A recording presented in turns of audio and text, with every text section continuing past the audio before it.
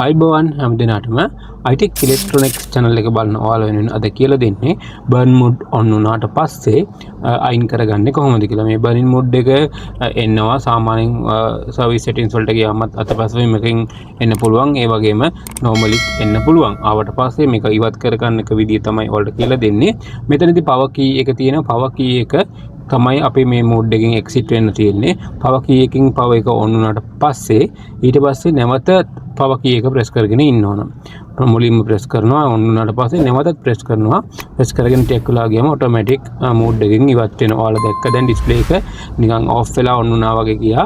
ඒ වගේ on වුණාට පස්සේ ඔයාලට මේ mode එකෙන් exit වෙන්න පුළුවන්. මේ mode එකෙන් මේ විදිහට exit වෙන්න බැරි නම් ඔයාලට සිද්ධ වෙනවා මේ program IC එක නැවත program කරන්න. ඒකේ link එකත් ඔයාලට පහළ දාලා තියෙනවා අපි.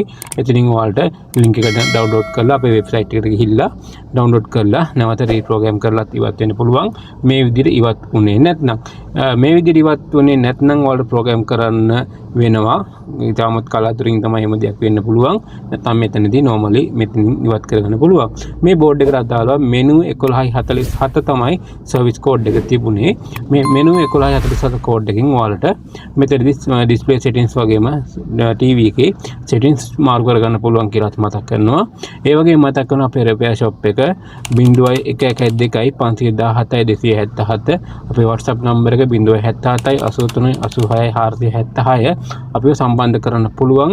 නමුත් ඔයාලට repair සම්බන්ධව අපි දුරකථනයෙන් උදව් කිරීම කරන්නේ නැහැ. ඒකත් මතක් කරනවා. ආයතනයට ගෙනාලා තමයි repair එක කරගන්න පුළුවන් වෙන්නේ. ඒ වගේම www.itecelectronic.lk කියන අපේ website එක හරහා වලට මිලදී ගැනීම කරන්නත් පුළුවන්. සුබ දවසක් හැම දිනකටම I-TEC Electronic channel එකත් එක්ක එකතු වෙලා හිටියට